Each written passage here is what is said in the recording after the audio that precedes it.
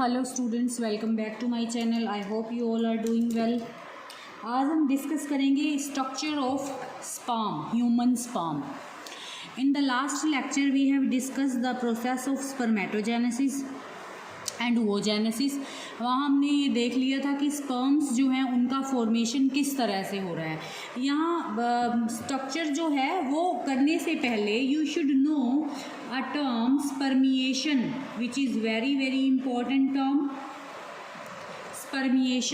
Spermiation का मतलब ये होता है कि मैच्योर स्पर्म का सर्टोली सेल से रिलीज होना, release of mature sperm from the Sertoli cells. As you all know, in the last lectures we have discussed about the Sertoli cells. जो Sertoli cells हैं वो कहाँ प्रेजेंट होती हैं? Seminiferous tubules जो हैं वहाँ प्रेजेंट होती हैं। सेमनीफेरस ट्यूब्यूल में like this two type of cells present होती हैं, cuboidal cells and Sertoli cells. और सर्टोली सेल्स का काम होता है नरिशमेंट प्रोवाइड करवाना। तो ये जो सर्टोली सेल्स होती हैं, मैच्योर स्पर्म जो होता है वो इस तरह से, ये सर्टोली सेल्स इस तरह लाइक दिस ट्रायंगुलर स्ट्रक्चर होती है, लाइक दिस, ठीक है। और अब जो स्पर्म होगा it is embedded like this into the Sertoli cell. Now this sperm will release, the process of release of this mature sperm from the Sertoli cell is called spermiation. Now we will draw the diagram of human sperm. Human sperm is a haploid structure. It is a haploid structure and it is motile structure. Motile structure. Human sperm जो है it has 4 parts. It has 4 parts. First is the head part. Second is the neck. Third is the middle piece, and fourth is tail part. Now we will draw the structure of a human sperm.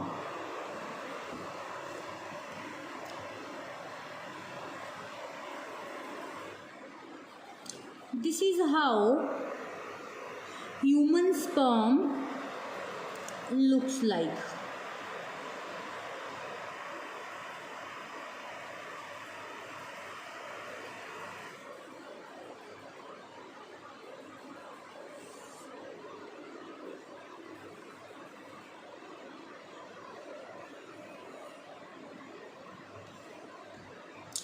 Clear?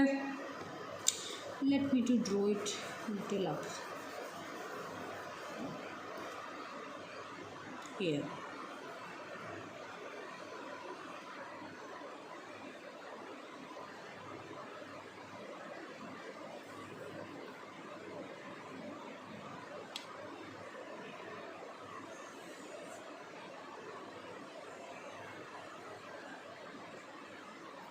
Clear?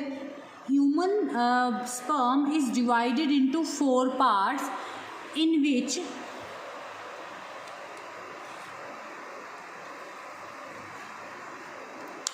this is the head part and this middle small portion is neck. This is the middle piece and this is the tail part. Now अब कर लेते हैं कि इनके अंदर कहाँ क्या present होगा। अब ये जो इसका हेड पोर्शन है, हेड पोर्शन के अंदर 2 चीज़ें प्रेजेंट होंगी। एक तो इट हैज़ न्यूक्लियस एंड दूसरा it has acrosome. It has nucleus as well as acrosome. अब it has large nucleus. This is the nucleus. This structure is nucleus, large nucleus. and here we have the at the tip of it we have again a structure which is called acrosome. Clear? Now this acrosome is formed from the Golgi body. Most of the time question is asked कि acrosome जो है वो किससे बना है, तो this acrosome is formed from Golgi body. One more thing, इस acrosome के पास एक एंजाइम प्रेजेंट है जिसका नाम है स्पर्म लाइसिन, जिसको हम लाइसिन एंजाइम भी कहते हैं। इसका काम क्या होगा, जब भी जो स्पर्म है वो एग के साथ फ्यूज़ होगा, उसमें अपना जो ये न्यूक्लियस है उसमें ट्रांसफ़र करेगा, उस टाइम पे एग की जो लेयर्स होंगी उन लेयर्स को तोड़ने में, उनको साइड हटाने में ये स्पर्म लाइसिन जो है वो वर्क करेगा। क्लियर इतनी चीज़? After then and this outer covering is called this is the outer covering is called plasma membrane. Clear इतनी चीज? After then we are coming to the neck portion. In the neck portion, नेक में centrioles present है। नेक portion में ये छोटा सा middle ये portion दिख रहा है, इसमें सेंट्रियोल्स प्रेजेंट है। Two type of centrioles present है। जो सेंट्रियोल टुवार्ड द न्यूक्लियस है, such centrioles are called proximal centriole, ठीक है। और जो टुवार्ड मिडल पीस है उसे हम कहेंगे डिजिटल सेंट्रियोल। प्रॉक्सिमल सेंट्रियोल जो टुवार्ड द न्यूक्लियस है और जो टुवार्ड द मिडल पीस है उसे हम बोलेंगे digital centriole. Now label these parts, this is the proximal centriole and this is the digital centriole. अब प्रॉक्सिमल और डिजिटल सेंट्रियोल के खुद के अपने फंक्शंस हैं। What is the function of proximal centriole? ये जो प्रॉक्सिमल सेंट्रियोल है, this centriole is responsible for the spindle formation at the time of zygote division. जब जाइगोट का डिवीजन होगा तो it is responsible for the spindle formation at the time of zygote formation. Clear इतनी चीज? फिर आता है हमारा डिजिटल सेंट्रियोल। डिजिटल सेंट्रियोल जो है it will give rise to the axial filaments, it will give rise to the axial filaments. Clear इतनी चीज? अब ये जो डिजिटल सेंट्रियोल है, इस डिजिटल सेंट्रियोल से इस तरह से थ्रेड लाइक स्ट्रक्चर्स निकल रही हैं और these thread like structures are called axial filaments. और ये जो थ्रेड लाइक स्ट्रक्चर्स हैं ये कहाँ तक जाएंगी? टेल रीजन जो है, टेल रीजन तक ये थ्रेड लाइक स्ट्रक्चर्स इस तरह से एंड करेंगे। क्लियर इतनी चीज? तो now this is the axial filament. Clear इतनी चीज? जो किससे निकल रहा है? डिजिटल सेंट्रियोल से निकल रहा है। आफ्टर देन अब ये जो मिडल पीस है, मिडल पीस के पास माइटोकॉन्ड्रिया प्रेजेंट है। मिडल पीस के पास क्या प्रेजेंट है? माइटोकॉन्ड्रिया। क्लियर इतनी चीज? Like this. और जो माइटोकॉन्ड्रिया हैं दे आर राउंडेड माइटोकॉन्ड्रिया। ये इस तरह से माइटोकॉन्ड्रिया ने मिडल पीस को क्या कर रखा है भाई? सराउंड कर रखा है लाइक दिस, ठीक है। This red colour structure, this is the mitochondria,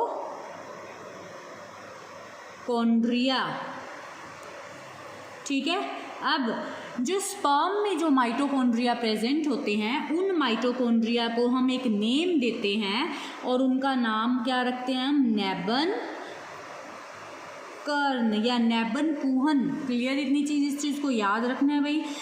जो स्पर्म में माइटोकॉन्ड्रिया प्रेजेंट हैं, सच माइटोकॉन्ड्रिया आर कॉल्ड नैबन कर्ण और नैबन कुहन। ये सिर्फ माइटोकॉन्ड्रिया का अदर नेम रख दिया because they are present into the sperm. Clear. अब माइटोकॉन्ड्रिया का स्पर्म में क्या काम है? Sperm will provide energy, it provide energy to the sperm for movement। Clear. अब जो ये माइटोकॉन्ड्रिया है ये स्पर्म को एनर्जी प्रोवाइड करेंगे फॉर द मूवमेंट। अब सोचो मूवमेंट कहाँ होगी? जब ये स्पर्म फीमेल रिप्रोडक्टिव ट्रैक में जाएंगे वहाँ पे इनको फैलोपियन ट्यूब तक मूव करके जाना है, तो उसके लिए इनको एनर्जी कौन देगा? माइटोकॉन्ड्रिया देंगे, और टेल जो होगी वो हेल्प करेगी इनको मूव करने के लिए। क्लियर इतनी चीज़। और in this portion, in the portion of middle piece and the tail region, जो थोड़ा बहुत कुछ साइटोप्लाज्म होगा वो कहाँ कलेक्टेड हो जाएगा? टेल रीजन में and into the middle piece में। तो this is the cytoplasm. Clear इतनी चीज़। नाउ वन मोर थिंग, अब ये जो न्यूक्लियस जो है एंड जो मिडल पीस है, it is again nucleus, neck and middle piece. It is again covered by a layer and name of this layer is called meninge। Clear इतनी चीज? ठीक है भाई। और यहाँ पे क्या प्रेजेंट होगा? ये जो एक्रोसोम है it is also covered by a layer, the name of that layer is glia. Clear. अब ये जो न्यूक्लियस प्रेजेंट है हेड रीजन में, इस न्यूक्लियस में क्या प्रेजेंट होगा? ऑब्वियसली इट हैज़, इस न्यूक्लियस में क्या प्रेजेंट होगा? डीएनए प्रेजेंट होगा, कुछ प्रोटीन्स जो बेसिक प्रोटीन्स हैं, बेसिक प्रोटीन्स जो हैं वो प्रेजेंट होंगे इस डीएनए के अंदर। क्लियर।